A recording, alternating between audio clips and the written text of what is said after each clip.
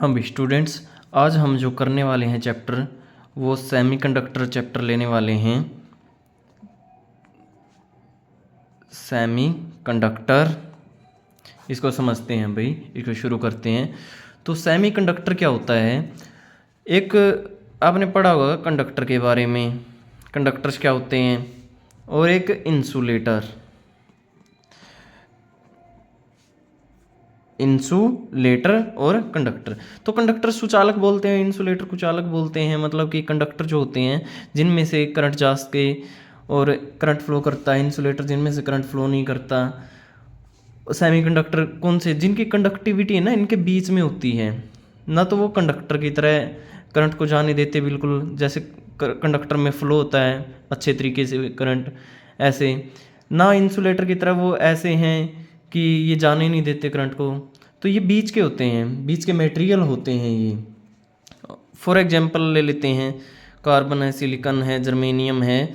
ये कुछ एग्जांपल्स हैं इसके सेमीकंडक्टर के, और इनको समझेंगे जैसे जैसे हमारा चैप्टर आगे बढ़ता जाएगा तो अच्छे से समझ आ जाए सेमीकंडक्टर होता क्या है।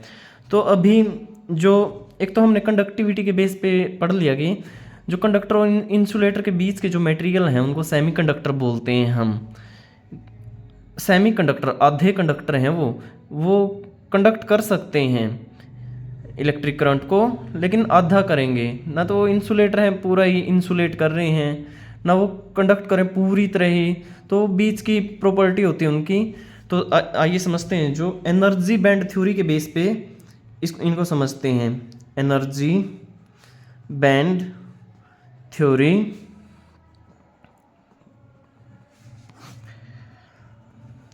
तो एनर्जी बैंड थ्योरी क्या बताती है भाई?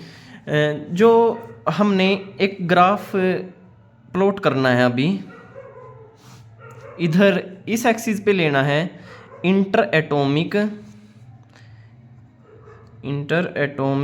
स्पेसिंग। मतलब कि इंटर एटॉमिक एटम्स के बीच में जो स्पेस है, जगह है, वो कितनी है। और इस साइड जो लेना है इस एक्सिस पर एनर्जी प्लॉट करनी है भाई।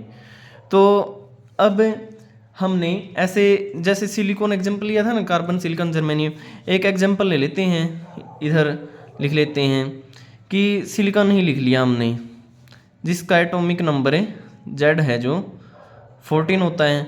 तो इसके हम इलेक्ट्रॉनिक कन्फिग्रेशन जो लिखेंगे 1s2 2s2 2p6 and 3s2 3p2। देख लो भाई एवरी 14 इलेक्ट्रॉन हो गए हैं या नहीं हुए हैं?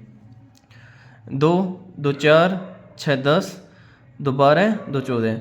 तो 1s2 2s2 2p6 3s2 3p2।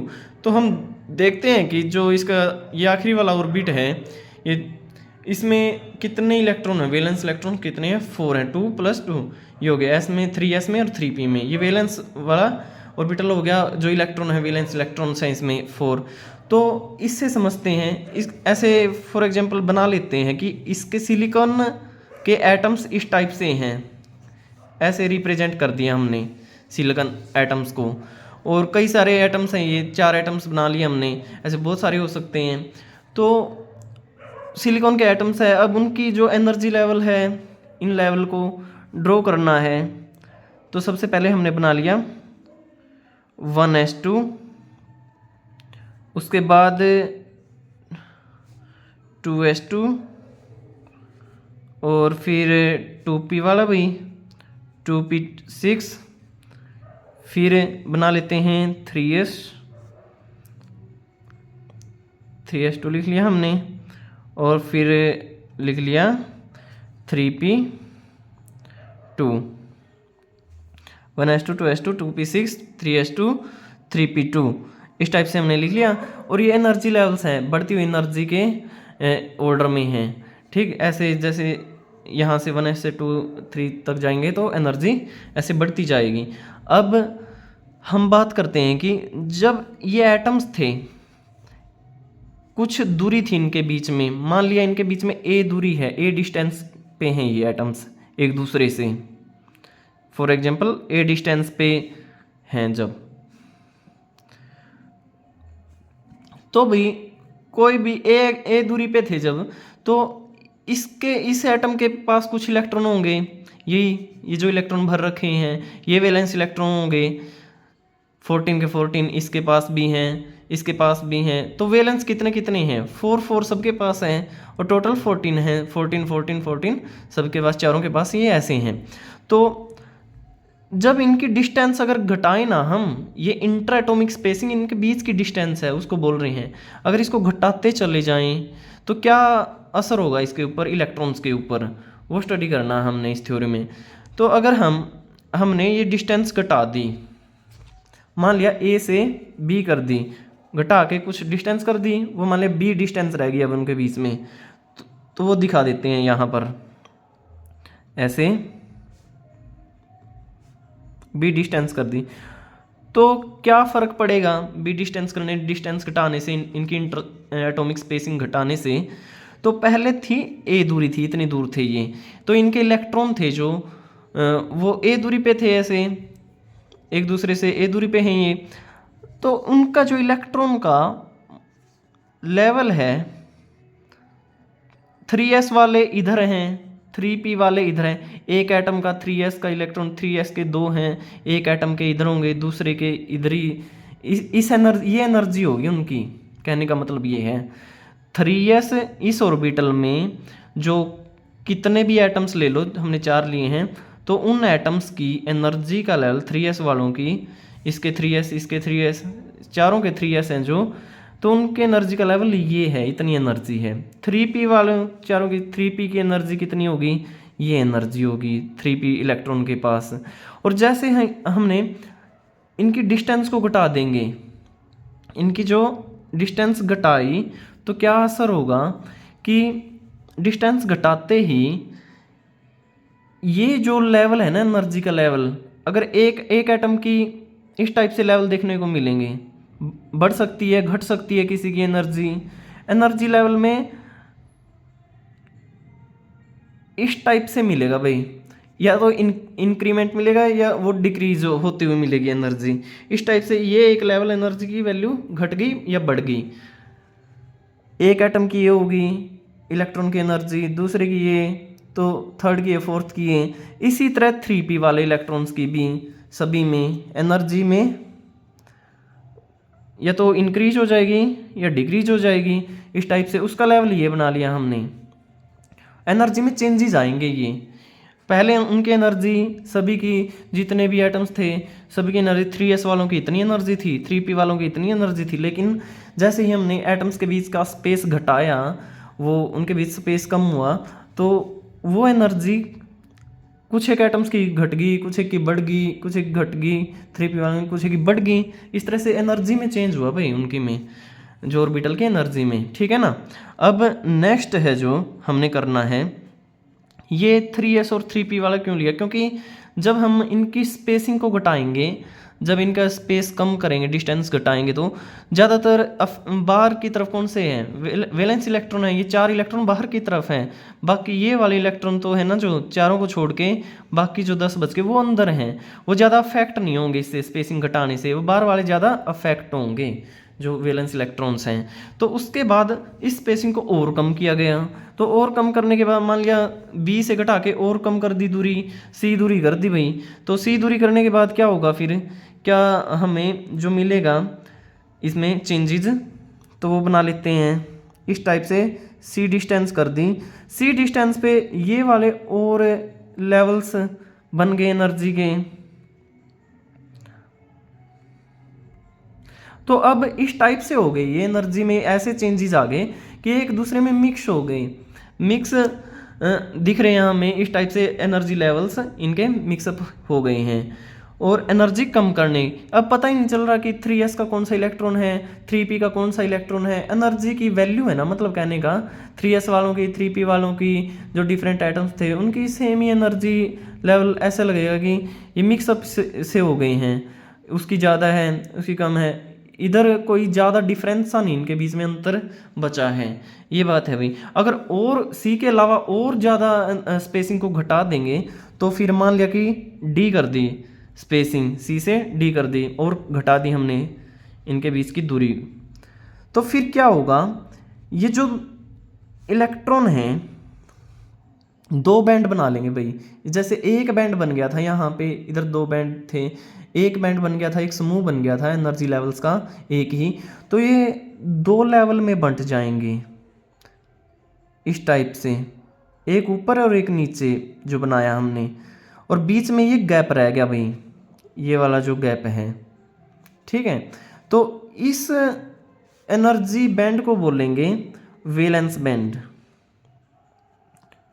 Valence energy band बोल सकते हैं, वैलेंस बैंड बोल सकते हैं, जिसमें मतलब कि इलेक्ट्रॉन के पास इतनी एनर्जी है कि वो उसके चारों ओर चक्कर काट रहा है, न्यूक्लियस के चारों ओर रिवॉल्व भी कर रहा है, वैलेंस बैंड में है, वैलेंस इलेक्ट्रॉन है।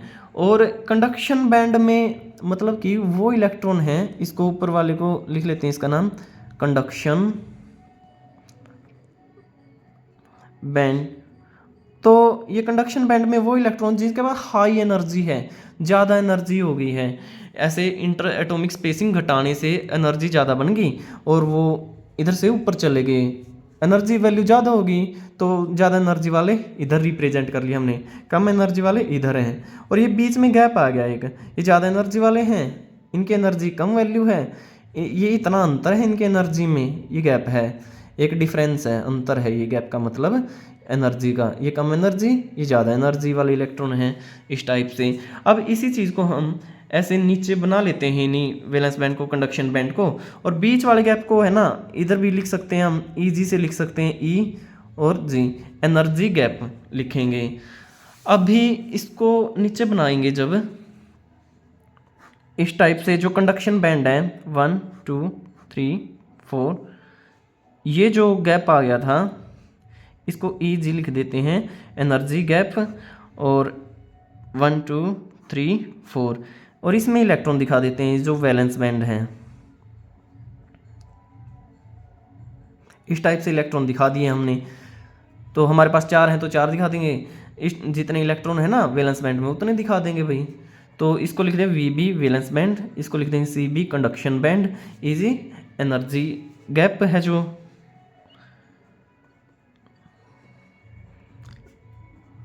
तो भाई अब ये जो एनर्जी का गैप आया है ना, दो बैंड बन गए, हायर एनर्जी वाले इलेक्ट्रॉन ऊपर होंगे, लोअर वाले नीचे होंगे, तो इन्हीं के बेस पे ये गैप कितना है, ये ज़्यादा है कम है, कितनी वैल्यू है इसकी, इसी के बेस पे है ना हम जो मटेरियल्स को कंडक्टर, सेमीकंडक्टर, इंसुलेटर में डिवाइड करते हैं, कैटेगरी बनाते हैं उनकी, ठीक है।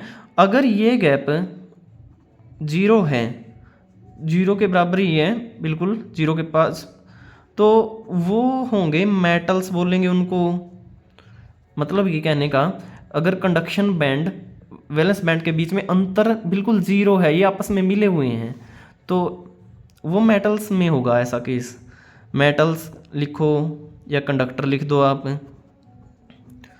तो नेक्स्ट है, अगर ये बैंड गैप की value less than 3 electron volt है तो वो होंगे भाई सेमीकंडक्टर, उनको बोलेंगे सेमीकंडक्टर, सेमीकंडक्टर। 0 हो गया तो अगर इससे घटती चली गई तो 0 हो गया, तो 0 में तो फिर मेटल्स ही बन जाएंगे, ठीक है। तो इतनी वैल्यू होगी सेमीकंडक्टर के लिए एनर्जी बैंड गैप की, जो ईजी की वैल्यू है। अगर ईजी की value greater than 3 electron volt है तो वो होंगे भाई इंसुलेटर, इंसुलेटर, ठीक है। तो ये इनके बेस पे, एनर्जी बैंड गैप के बेस पे आपसे इन तीनों चीज़ों के, कंडक्टर, सेमीकंडक्टर, इंसुलेटर के बीच में अंतर पूछ सकता है, इनकी वैल्यू के बेस पे पूछ सकता है। तो ये अच्छे से आपने एनर्जी बैंड थ्योरी को करना है। और अभी इसका और डायग्राम, इन तीनों के डायग्राम अगर बनाने हो, एनर्जी बैंड को और अच्छे से दिखाना हो तो इस टाइप से दिखा सकते हैं, बॉक्सेस बना के, या ये ऐसी ही लाइनें बना के भी दिखा सकते हैं। ये कंडक्शन बैंड है और इस टाइप से हमने वैलेंस बैंड दिखा लिया, दोनों ओवरलैप कर रहे हैं, अभी आपस में मिले हुए हैं इस जगह पर। तो ये किसके लिए है, ये कंडक्टर के लिए है, कंडक्टर के लिए बनाया हमने ये जो लेवल है, वैलेंस बैंड है, कंडक्शन बैंड है। मतलब कि कंडक्टर में होता क्या है, कंडक्टर में है ना थोड़ी सी एनर्जी देते हैं इलेक्ट्रॉन को, जो वैलेंस बैंड में होता है, मेटल्स में, कंडक्टर में जो इलेक्ट्रॉन होता है उसको थोड़ी सी एनर्जी दे देते हैं ना, तो ये गैप कम होता है, जीरो होता है, बिल्कुल बिल्कुल ही जीरो होता है। इधर से एनर्जी दी, वो एकदम से झट से कंडक्शन बैंड में चला जाए, कंडक्शन बैंड में चला गया, इसका मतलब कंडक्ट करने लग गया, वो कंडक्शन करने लग गया, ठीक है।